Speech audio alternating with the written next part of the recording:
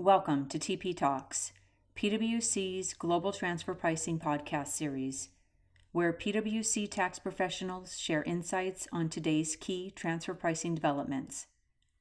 Our podcast today is a special edition podcast covering the OECD's final paper on the transfer pricing aspects of financial transactions.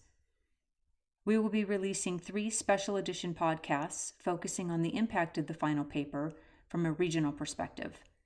This podcast is our 3rd and final installment covering the Americas region. Dan Pybus, a director in our London office, is the moderator for this series, so I will hand it over to him to kick it off and introduce the panelists who have called in to provide their specific insights. Dan, over to you. Hello everyone, and thank you for joining us today. My name is Dan Pybus, a director with our London transfer pricing team specialising in financial transactions. Welcome to our episode regarding the OECD's final paper on the transfer pricing aspects of financial transactions. This special edition podcast series forms part of a 3-part series focusing on the regional impact of the OECD's final paper. I'm here today with Jeff Rogers, a transfer pricing partner in our PwC Toronto office, Bob Ritter, a transfer pricing partner and USFT leader based in our PwC Chicago office, Marta Malauska, a transfer pricing partner, and Yvonne Marlin-Sands, a transfer pricing director in our PwC Mexico City office, and Jose Maria Segura, a transfer pricing partner in our PwC Buenos Aires office. Welcome, everyone. Before kicking off, we must acknowledge that we're recording and releasing this podcast in the midst of obvious challenging time for financial markets, as well as on a personal level. We hope that everyone stays safe and healthy during this time. Okay, so the paper's now out. What are some of the key areas that are likely to be impactful and relevant in Canada, Jeff? If I start with you first. Well, let me say this, Dan, and I'm going to speak a little more broadly because I think these new guidelines will be impactful globally. And the reason I say that is I priced my first financial transaction in 2000. There were no transfer pricing guidelines for financial transactions, and there was actually very little guidance in general. So we finally have something we've been asking for basically 2 decades, guidance from the OECD to help our clients comply with documentation requirements and hopefully reduce the frustration with tax audits. Now, you might be surprised that I went right into tax audits, and let me elaborate why because I think it's important to understand why these guidelines will be so impactful. I had my first 2 financial transaction audits in 2002, so obviously quite some time ago. And one was a loan, the other was an accounts receivable factoring transaction. But to keep it simple, I want to use this loan as my example. At that time, there was, as I said, very little guidance to price related party debt, and the use of letters from banks to support the interest rates on related party debt was very much the prevalent practice. These letters were most often obtained by Treasury, so you had the argument that someone knowledgeable was involved, so it was probably as close to an arm's length result as possible. In many cases, this practice did produce an arm's length result. However, the overall approach, a letter from a bank with no credit analysis or transactional information, and of course caveats to protect the bank, was not preferred and certainly would not have met documentation requirements. So naturally, tax audits started with a presumption that subsidiaries should borrow at parent company rates or the prime business rate where the lender resides. And given the lack of knowledge a tax auditor would have in capital market transactions, it just made for a very difficult audit for our taxpayers and our clients. At the outset, we could have a taxpayer that is either using an interest rate that is correct but without support, and a tax authority applying the opposite extreme. Now, there were the instances where perhaps we had a friendly banker with an enthusiastic off-market interest rate, and obviously that didn't help a lot of the taxpayers that were trying to do the right thing and land on an arm's length result.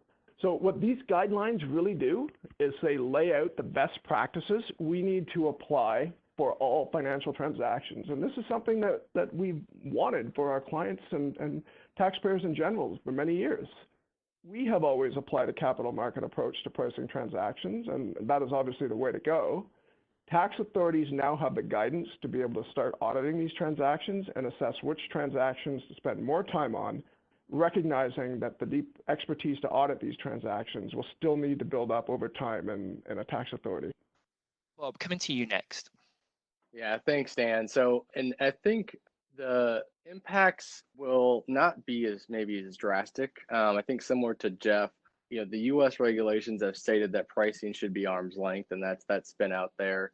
I think the issues we've had is there's just been no specific details on how to price, and so welcome news and is that companies now have a clearer guidance on how to price it, and it's basically been consistent with how we've been advising our clients for many years, which is kind of focusing on, as Jeff mentioned, the capital market approach. So I think what is helpful is the guidance around the credit rating models and how to think about evaluating the credit worthiness of the entity. And I think a couple things more to note, which I don't think will go against what we've done, but basically acknowledging that credit rating models are generally good and to be used, but that there is no one way to do it. They did mention the black box approach and some of the issues around auditing it. So I am aware that generally there is companies and even tax authorities that use it, but it is a little bit hard to understand and kind of think through the rating impact. So I think the fact that they acknowledge use of credit rating models and various approaches, whether it's top down or bottom up, is welcome.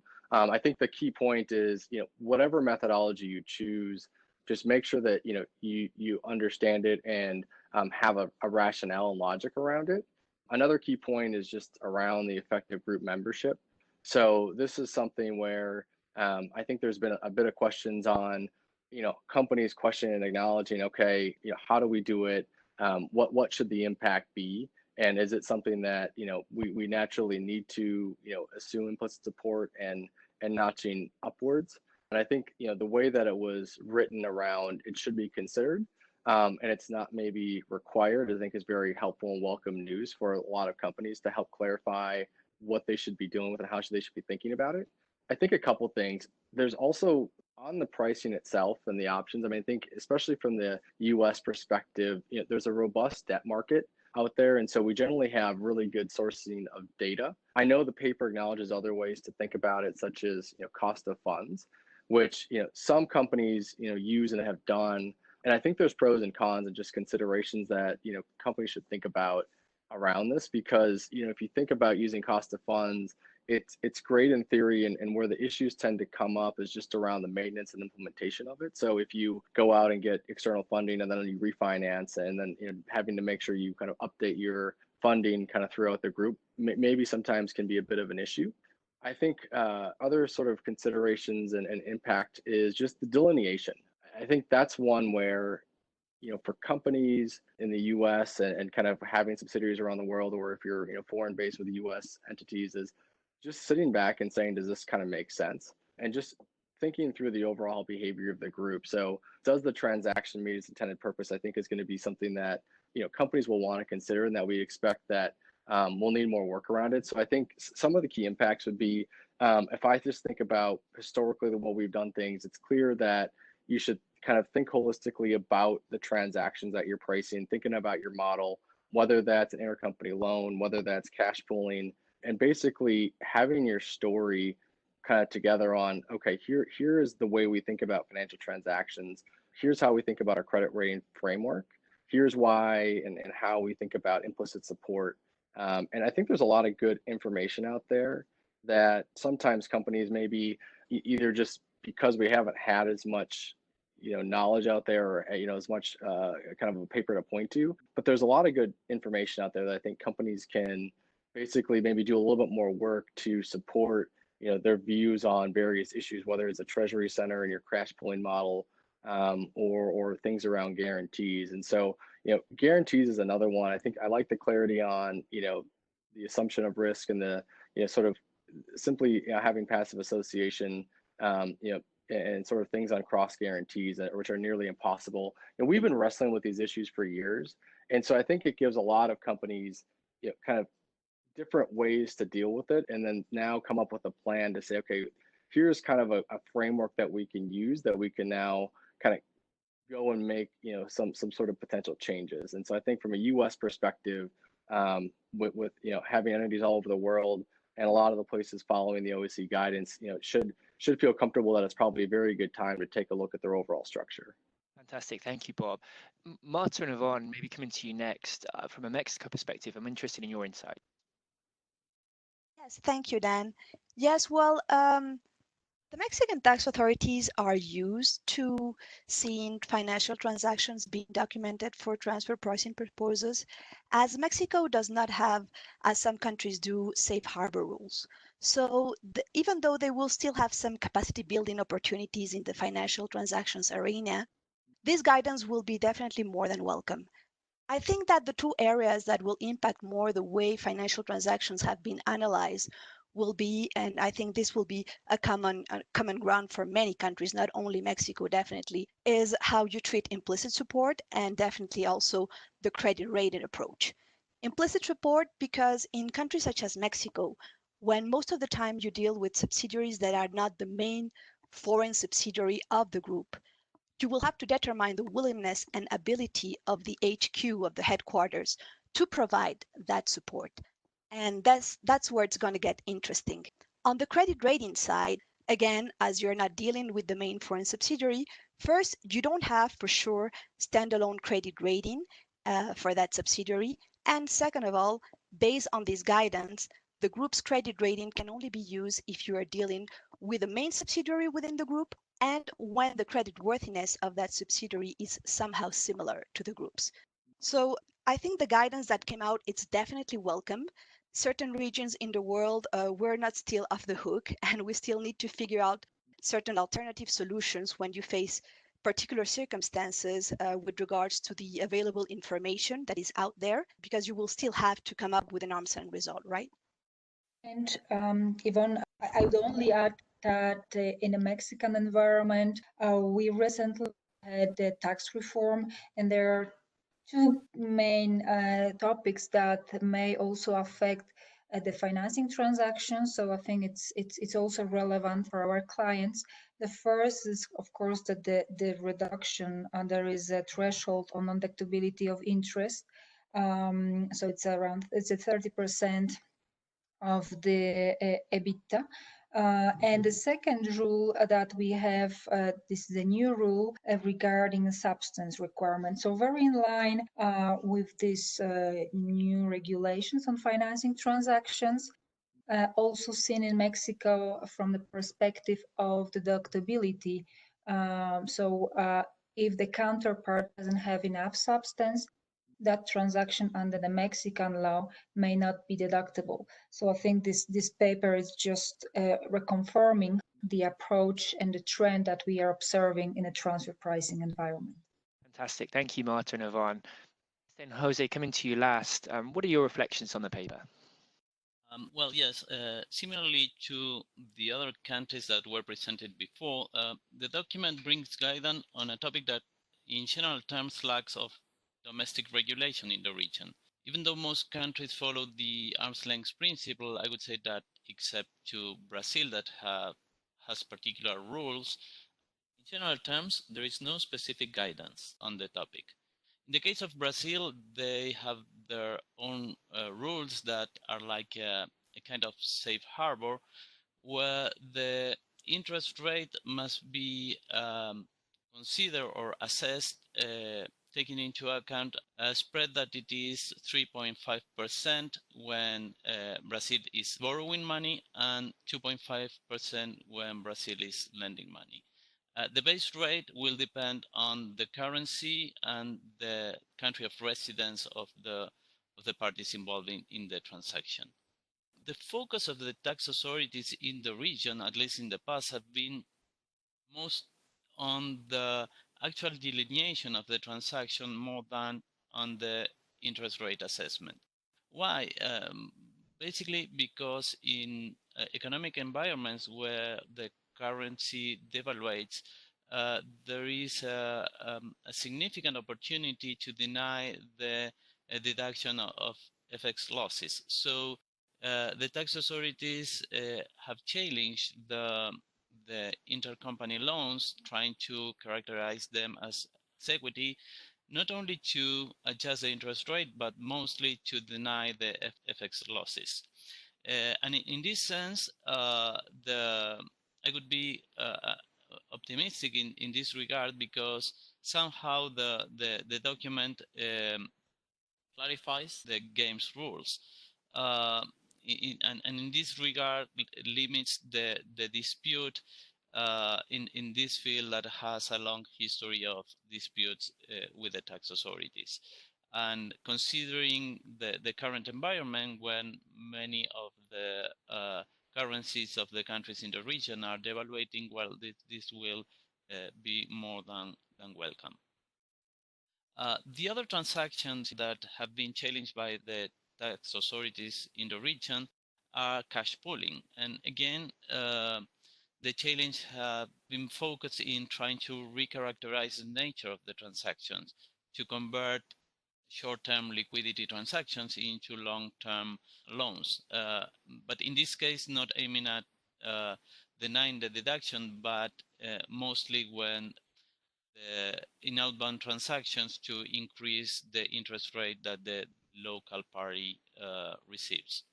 As regards to the other topics, these are guarantee fees and captive insurance companies. There have not been many audits, so there's no experience in this regard in the region. And regarding the pricing of the transaction, there weren't many tax audits in this regard, but the good news is that the document guidance is consistent with the market practice. Within the region, we have been advising our clients in following a credit rating approach and so on and so forth. So somehow the document brings certainty to the client's position. Fantastic. Thank you, Jose. It sounds like there's an awful lot to consider with respect to local impacts in local territories. I guess when we're thinking about local impact, Jeff, maybe if I come to you again first, what are some of the key contradictions between the paper and local legislation and local case law you've seen in Canada? Well, in Canada, we have already dealt with what I suspect many other countries will see as a contradiction, which is implicit support. There isn't a whole lot of surprise there, being a Canadian and seeing the earlier draft and having discussions with the OECD. And I'm pleased to see that there's recognition that implicit support is not automatic. It still depends on a parent's willingness and ability to support its subsidiaries. I think that's such a key phrase, willingness and ability, and certainly we cannot lose sight of that. Nonetheless, I still expect this to be a primary source of disputes globally, not just in Canada. Credit ratings determine what interest rates we look for. And this is one of those transactions where we can get a good set of comparable interest rates.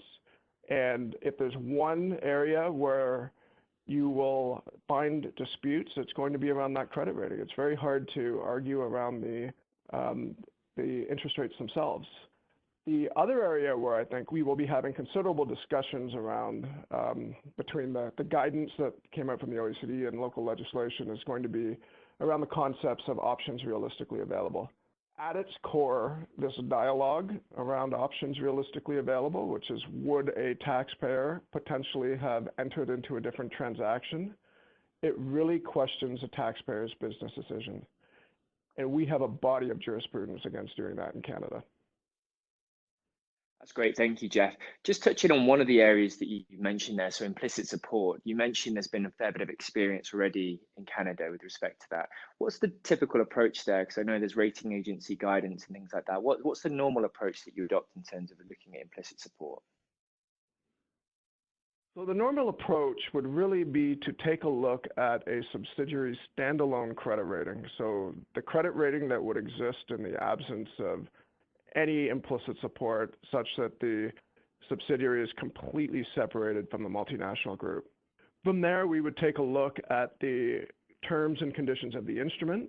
And just as a quick example, if that subsidiary already has third-party debt and it has related party debt in place as well, we would recognize that that related party debt will be subordinated to that third-party debt and adjust the credit rating to land on an issue-specific credit rating, not the issuer-specific credit rating.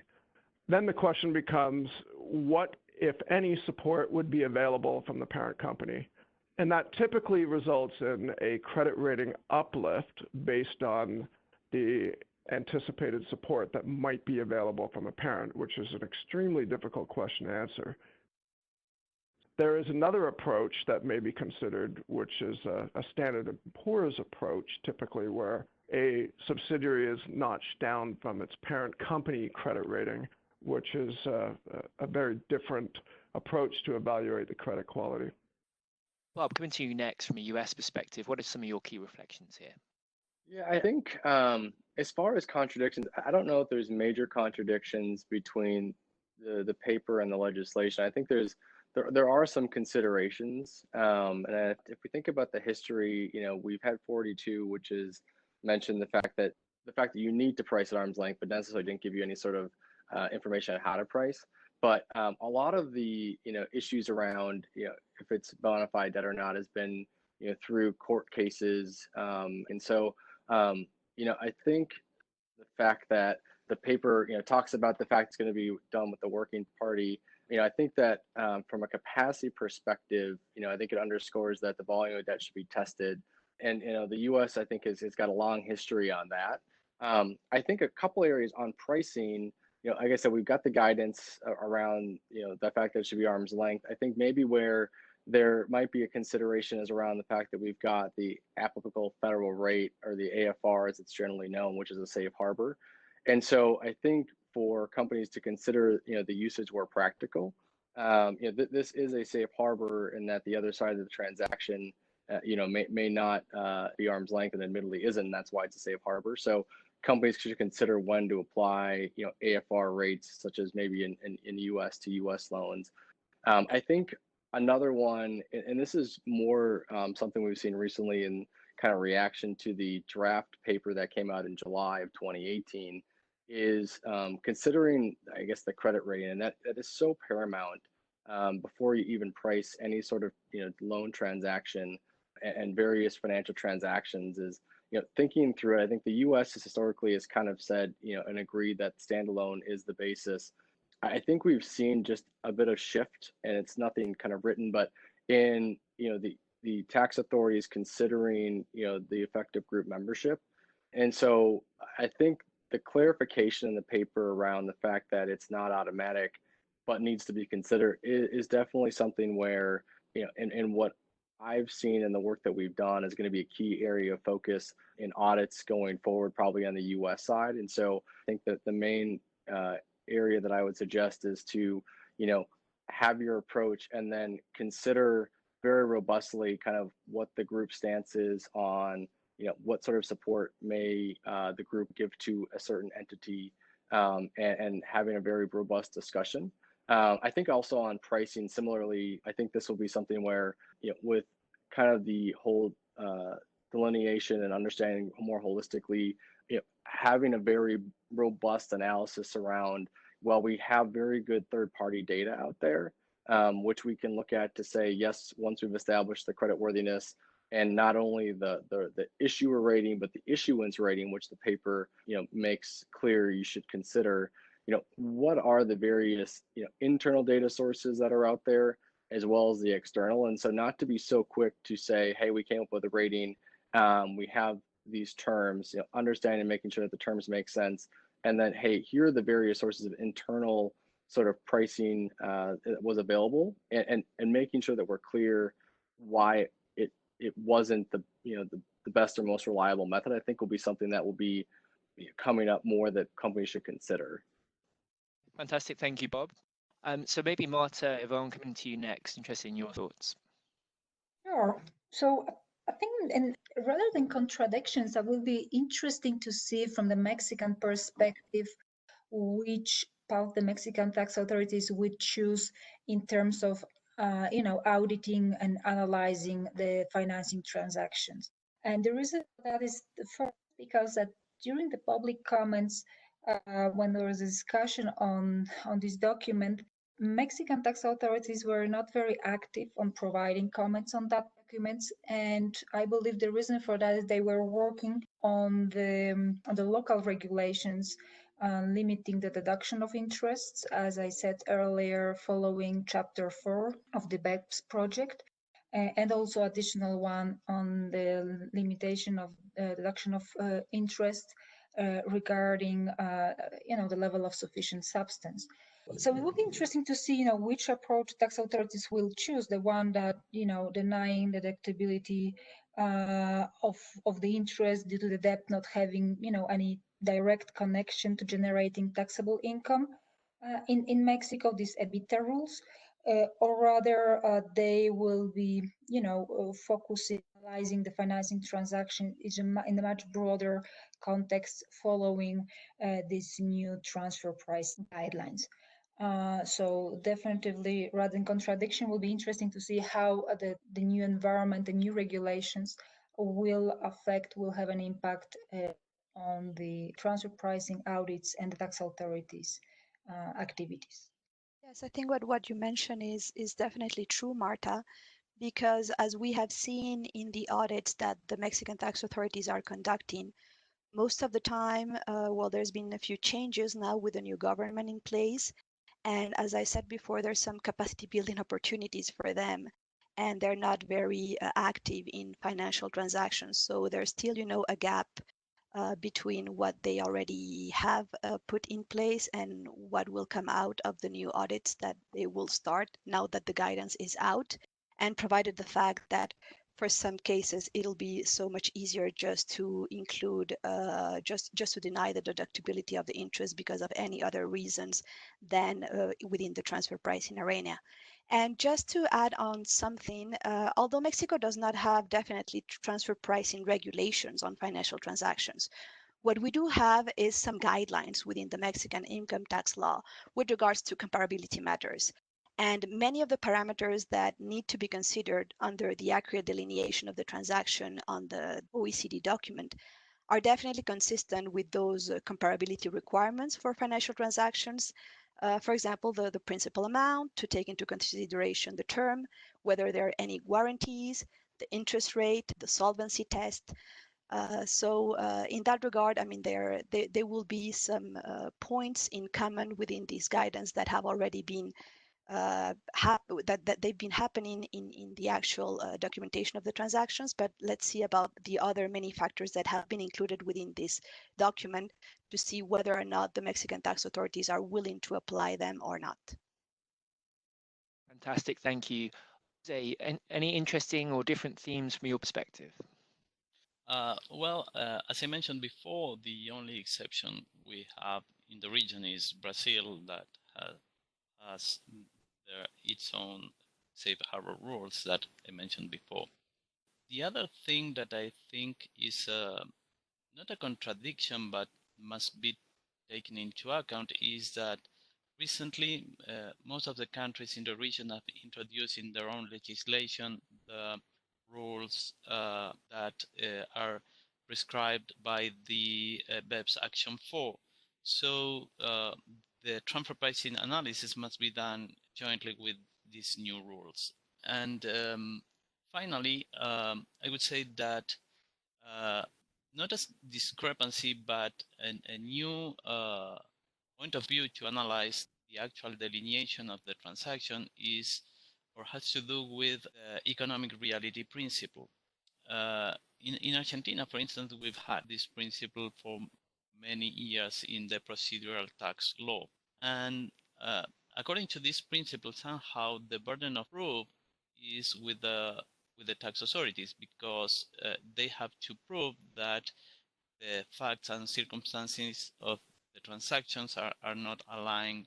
I think that the wording of the document puts somehow the burden of proof with the taxpayer when they mention that all the realistic available alternatives must be analyzed and documented. So I think that this may be a point of conflict in the future and could make easier to the tax authorities to challenge the nature of the transactions.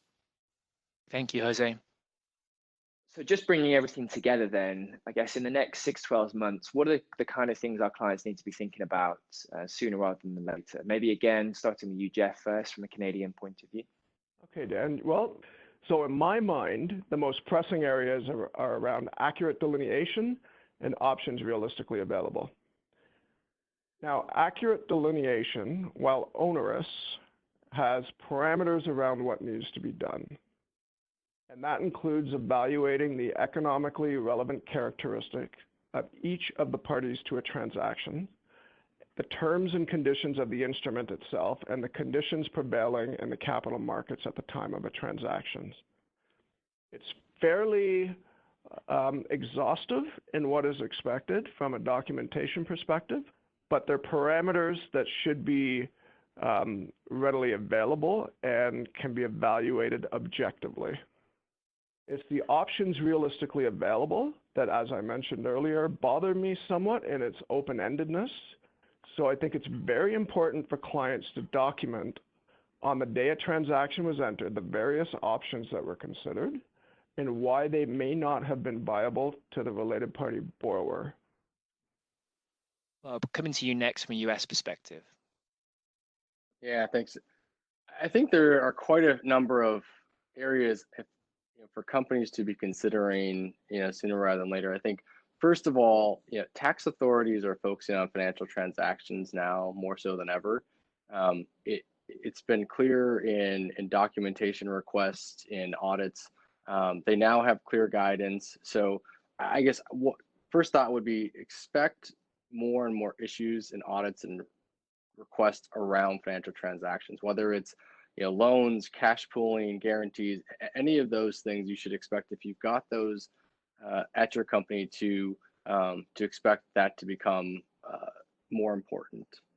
Two, I guess for various companies, you should evaluate your overall intercompany financing structure in a broader context. So the paper makes clear, and I think a lot of the focus historically has been on kind of the borrower and why does this make sense, but now look at the whole transaction and step back and say, does this make sense? So from the borrower perspective and the lender perspective, why is it structured this way and why would we do it? And just the overall Treasury Center. So I think it's a good time for companies to perform a gap analysis and look and say, hey, how have we structured our financial transactions? Are we, essentially pricing each one separately and not thinking holistic? And it's a good time to take a look at your policies and look backwards as well as forward. So what sort of transactions have you had? How have you documented?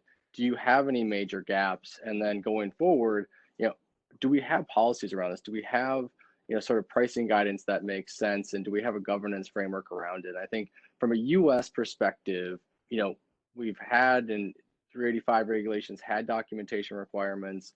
These were subsequently, removed, but it doesn't mean that companies don't need documentation. I think that's become clear in the paper, but from a US perspective, you should have a framework around this. You should be putting documentation together ahead of time, such that, as tax authorities ask for it, or as you're doing documentation in local country, you've already got that. And thinking about the fact that these will be audited 2-3 plus years down the road.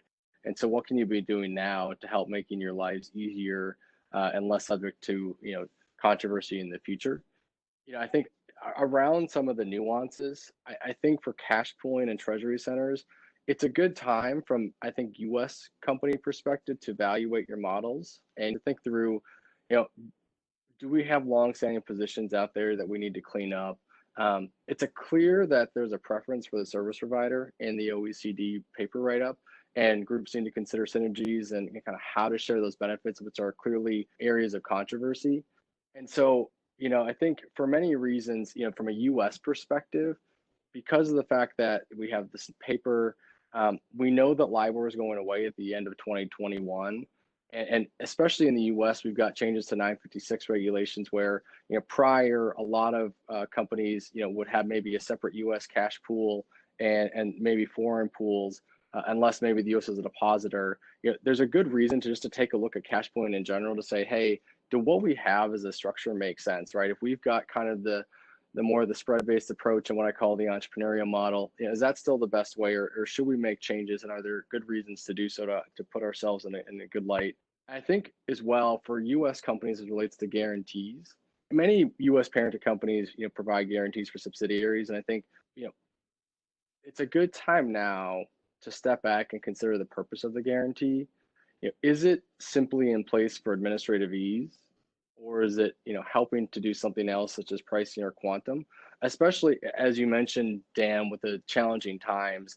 Right now, I would expect a lot of subsidiaries, if they're going out and getting financing, are going to be requiring parent guarantees. And so even if there is no pricing benefit, just think through and consider what is the value or not, and documenting that around kind of what this guarantee provides. And even some of the paper mentions the valuation of expected loss approach. I know we haven't touched on it much, but from the perspective of captives, which is mentioned in the paper, many companies have them, and a lot of them have them for good reason. The paper mentions this, but I guess for a lot of companies, just stepping back and saying, do we have good documentation and rationale around their captives? Do we have the right assumption of risk and diversification?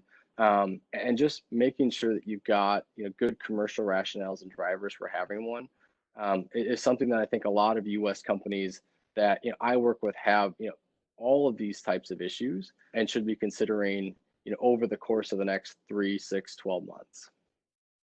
Fantastic. Thank you, Bob. Arto, Yvonne, from your perspective, anything for Mexican companies, clients to be thinking about?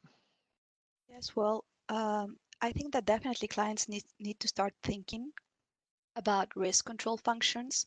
I know that this came before, right, with the transfer pricing guidelines back in 2017. Nevertheless, I haven't really seen many clients really worrying about this, let's say, new concept. And definitely this will have a major impact, right, in the current financing transaction, as this may completely change their financial transactions map. So I think that's one major area. Also, the clients also need to put up with the options realistically available to them. That exercise will be pretty much difficult, and also depending on the jurisdiction where you are, it's going to be sometimes even harder to do it, because you may not have at hand the complete set of financial instruments compared to what you may have in other markets. And finally, I would add that the fact that clients need to start putting together contracts for their financial transactions.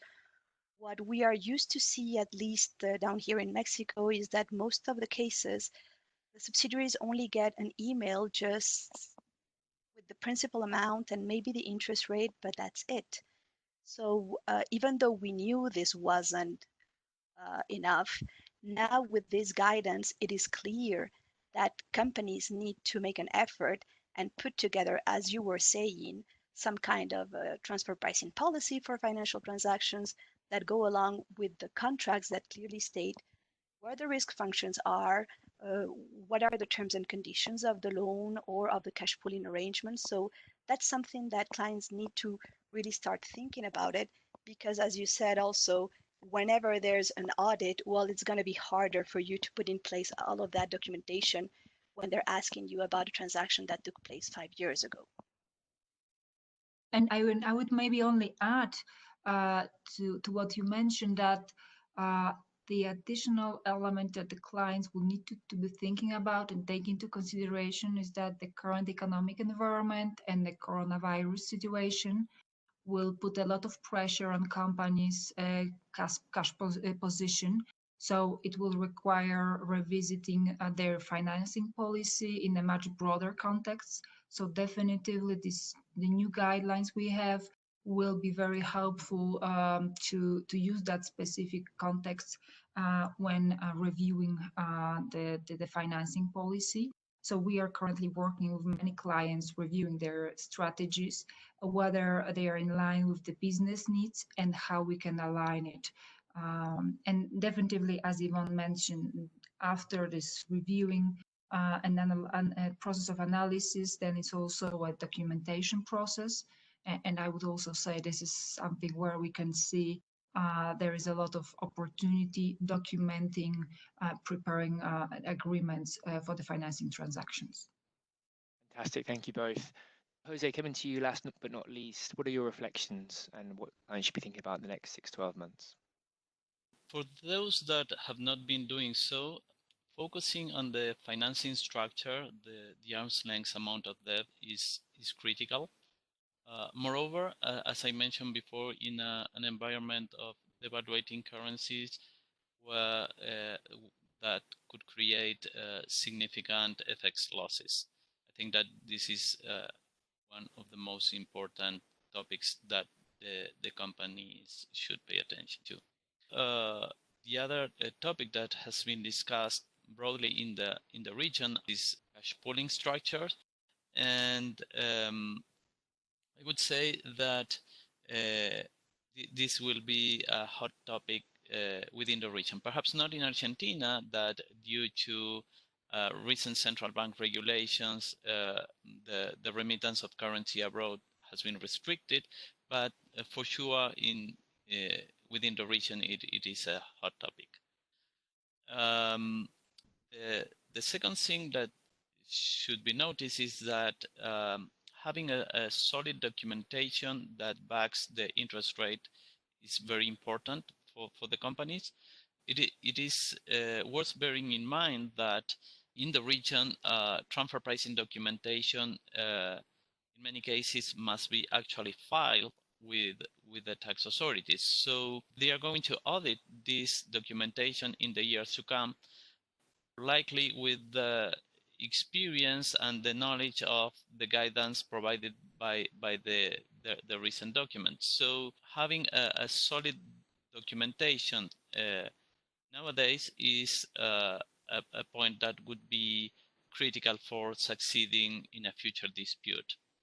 And finally, in the midterm, I would say that companies must be prepared for challenges by the tax authorities on guarantees, including specifically a potential discussion on the actual delineation of the transaction where the parent company guarantees a third-party banks, again relating to the arm's length amount of debt. These are the most significant aspects that should be considered within the South American region. Fantastic. Thank you, Jose. Thank you to all of my speakers for joining me and for all of you for tuning in to listen today. Please look out for the other regional podcasts in the series covering the EMEA and Asia Pacific regions.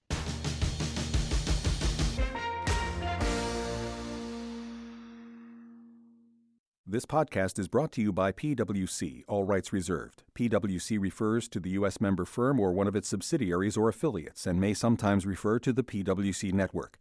Each member firm is a separate legal entity. Please see www.pwc.com/structure for further details. This podcast is for general information purposes only and should not be used as a substitute for consultation with professional advisors.